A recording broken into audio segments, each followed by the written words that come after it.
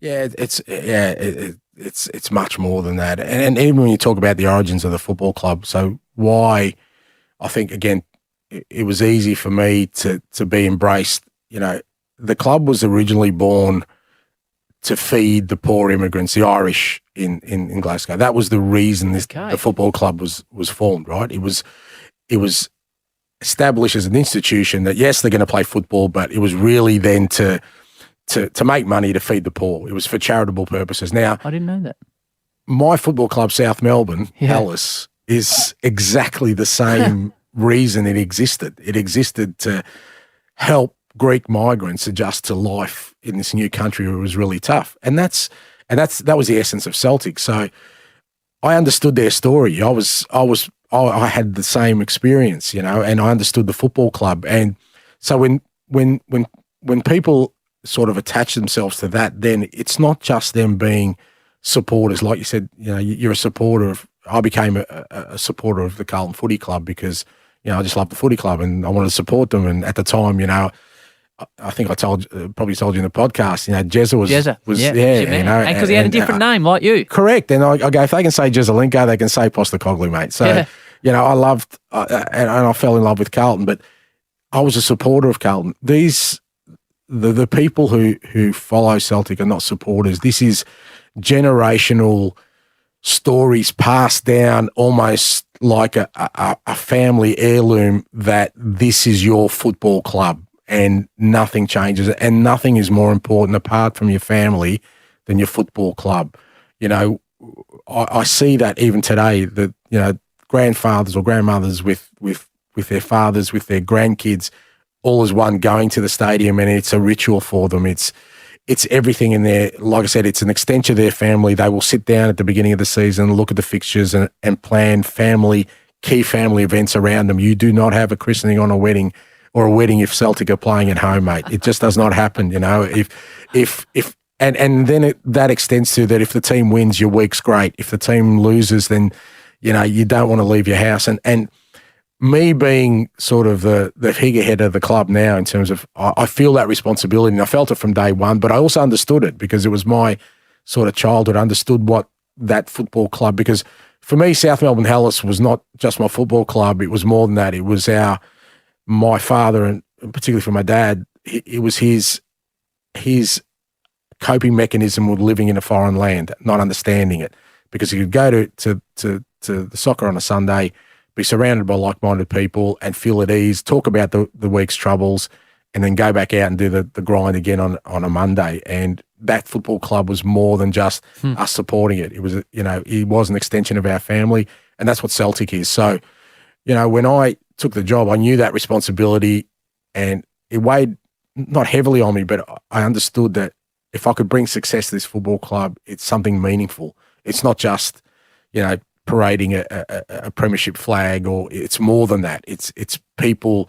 You're giving joy to people's life, even if they're going through the hardest of times. And what do they say to you? What if someone sees? I noticed when Alan Brazil eventually apologised, and the guys asking him questions were calling you Big Ange, which is what the Scots call when they like someone. It's Big someone. It's like Big Ange, Big Ange. Yeah. What are the... Which I had to explain to Georgia, because she thought it was because of my size, right? And I said, no, don't start with that. She's always telling me I got to lose weight. But I said, no, it's about the stature of the man. It's not... It's Big Ange. I won't do the accent. After a win, people come up to you in the high street, or you're out for dinner. What do they say?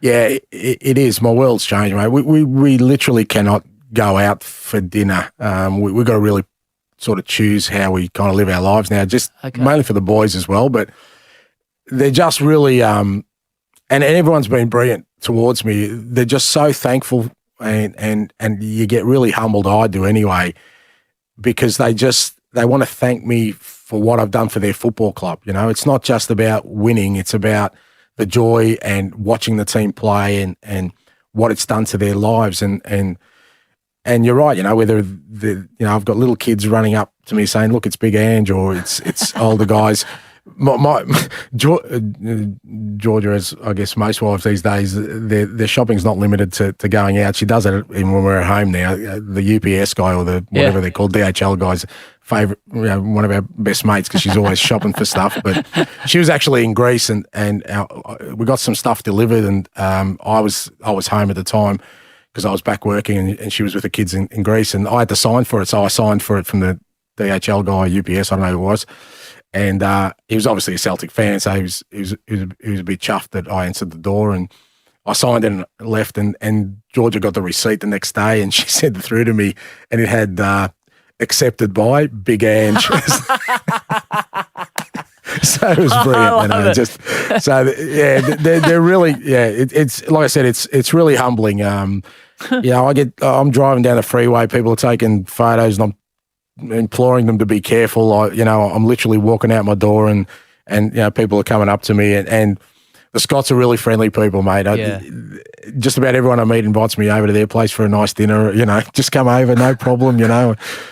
So they've been really great, and it's humbling, but you feel the responsibility. Like I said, we had our first loss in a year. O'Hara coming in, and St Mirren have shocked the champions.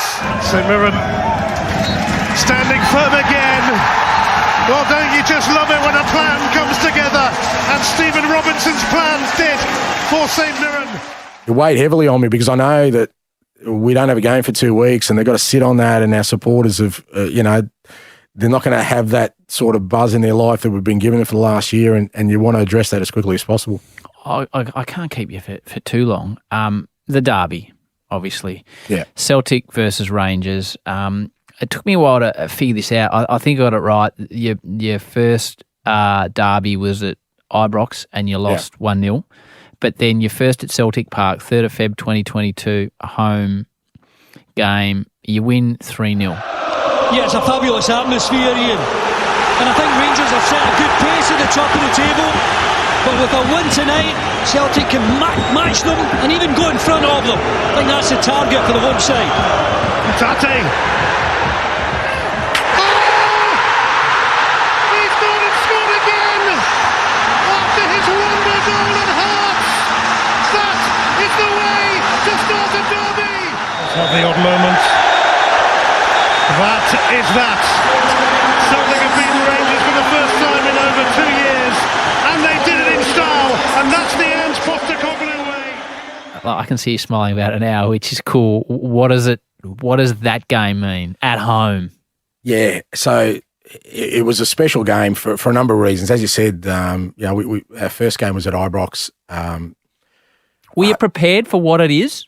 Yeah, I was prepared, but at the same time, as much as people talk to you about it, you've got to live it and experience it, and you've got to remember that. So that game in February when we played them at Celtic Park, that's the first time that we'd played Rangers at Celtic Park with a capacity crowd for 3 years because of COVID. So what's capacity at Celtic Park? So we get 60,000 there, right? So how many Rangers fans get in? I think for that game we had 700 maybe, so might have been something like that. And so it wasn't just that we were playing, obviously, Rangers at Celtic Park. It was because for them, that experience of being at the football is everything. And that was denied from them. So it wasn't just, the pandemic that hit, and obviously it hit the world so hard and everyone suffered. But for a lot of our supporters, the main joy in their life, their main sort of vocation, if the hard-earned that they're earning, which is not a lot, they put aside a piece of that for a season ticket, that's where their joy is, to go watch their team play. And that was taken away from them. So even when we walked into the stadium before the game, you could just sense the excitement that, they're back in, they're back supporting their team, they're up against their biggest rivals. It was going to be a special night. And, mate, the noise they made when we walked out, they shut the lights. They had, our boys do the huddle before the game, the starting 11, and they shone this green light on them. So all you could see was, our starting 11 on the pitch in a huddle with a green sort of fluorescent light on them. The rest of the stadium absolutely in darkness, but making the most noise you've ever heard. It was surreal, mate. And And I think that really lifted the team because we were superb on the night. We were brilliant, and we ended up winning 3-0, and it was and again just the joy of the people that night. For them to be back supporting their team and seeing them knock off their biggest rivals was special. So 11th of May, 1-1 draw with Dundee. You are the Scottish champions.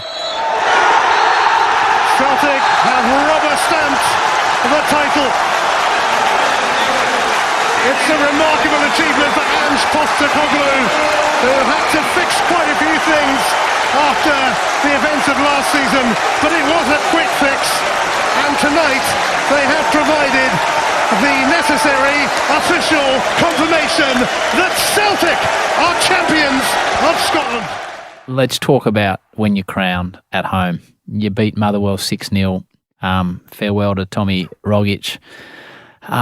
What's I don't know. Is it more the Dundee moment for you when you haven't dropped that extra game, or is it when you get to celebrate with the people that, as you said, have been involved in that club for 100 odd years? Yeah, no, it was definitely the last game. Dundee United. It was great. We did it. It was a bit of a grind on the night, but we got the job done, and there was a sense of relief on the night. But at the game after it, there wasn't that euphoria. Part of me, the competitive side of me, goes, there's another game. I want to finish off in style. I want to win this last game. I don't want a flat spot. So Come on, Ange, give yourself a pat on the back occasionally. No, but I was in that mode, but. And I sense the players were as well, because we'd had such a laser focus on every game being the best we can be, and let's finish it off in style. Let's celebrate properly on Sunday. So, yes, there was some celebration, but I was really reserved. But then, so we played Dundee United. It was a night game. By the time we got back to the stadium, it was almost midnight, and they told us there's thousands of people at Celtic Park waiting for us. And I've gone, you're kidding me. It's like middle of the week. It's midnight. So we get there, and they're just out there. So they said, look, you better go out there and just acknowledge them, because these guys won't go away, So we've walked out there, and that's when it kind of hit me, because they're just euphoric.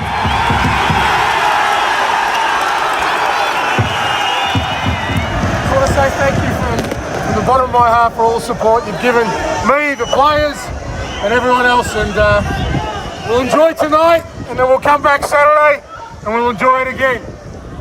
Thanks very much, and see you on Saturday,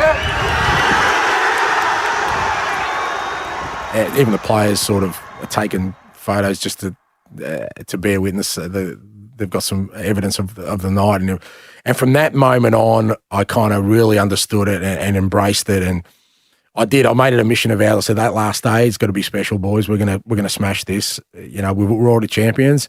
We're going to show them why we're champions. And it was a brilliant day. From the moment we arrived, we walked up. Sort of, there's when you get to the stadium, there's kind of a walkway, which is Celtic Way, which at the end of it is a statue of Jock Stein with the European Cup, and we walked as a procession as a team, and in front of us was one of the ex-legends, Paul Lambert, and our skipper carrying the trophy already, down Celtic Way, thousands of Celtic fans sort of before we even get to the stadium.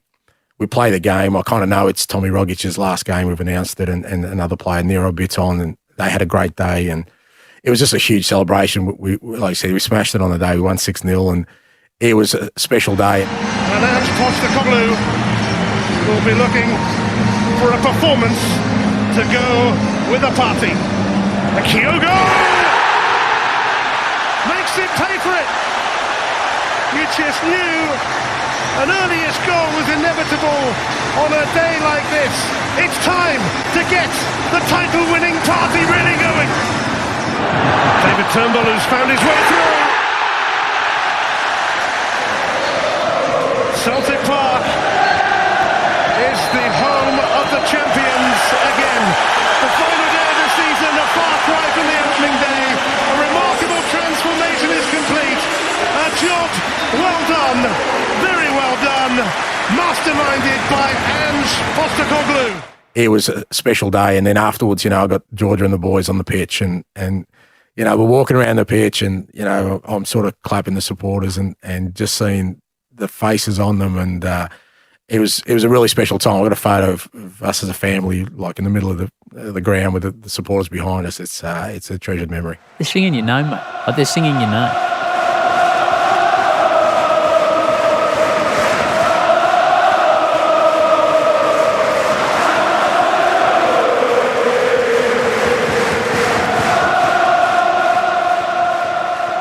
Yeah, it's pretty surreal, mate.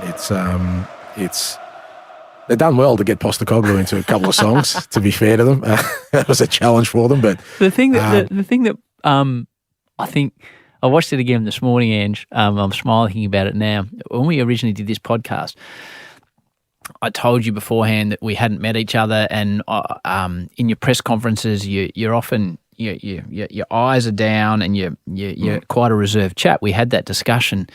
And the guy handed over the microphone to you, and all of a sudden you became like Hugh Jackman Showtime.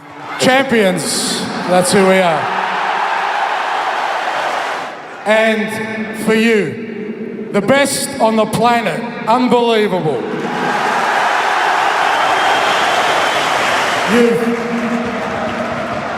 You've embraced me, you've embraced my family, you've embraced this jumper, and I want everyone to enjoy today, enjoy the summer, and we'll come back bigger, better, because we never stop.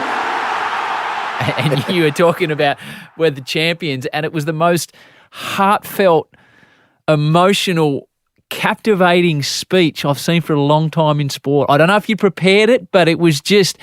I don't know. It was just brilliant to watch, mate. Yeah, no, I did think about it. I mean, I wasn't sure what words I was going to use, but I thought it needed to be something significant because, again, when you look at the history of the football club, in those moments, what you say becomes important. It is, written in history, and I didn't want it to be anything sort of too cheesy, and so again, in a kind of self-deprecating way, I just wanted to acknowledge the right people, and the right people to acknowledge was mainly the supporters. They're the ones that backed us, that backed me from day one, and we'd brought back the club to its rightful place as champions. And, I also wanted to sort of, we had this mantra all year. They did a sort of, they hooked me up with a mic at a training session early in the year, probably my first training session.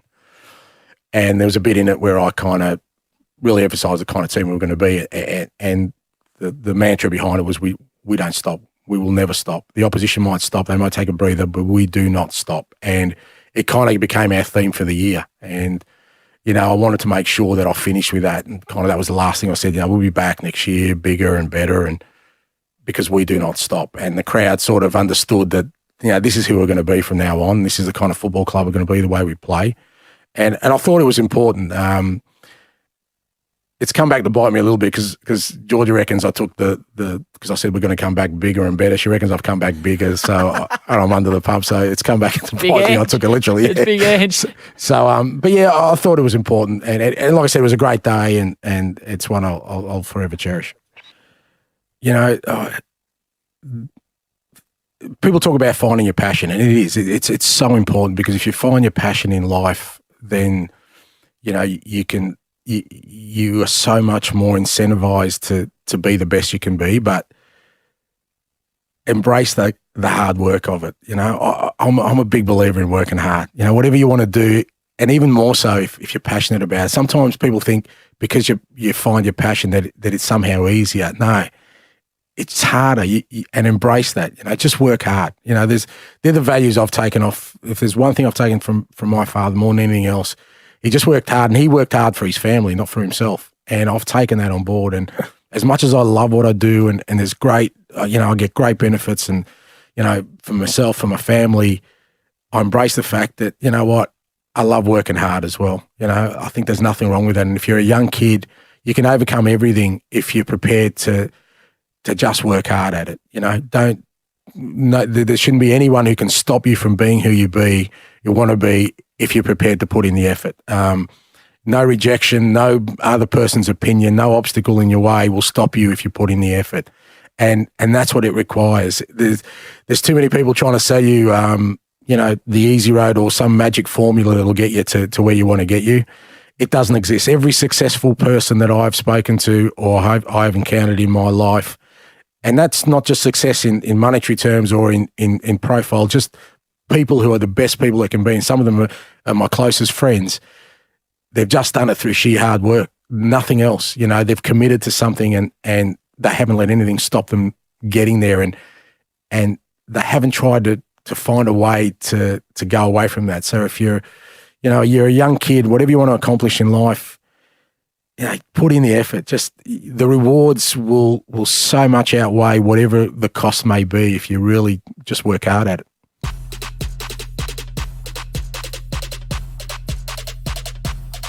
Lit. Roll up to the party, roll up to the party, roll up to the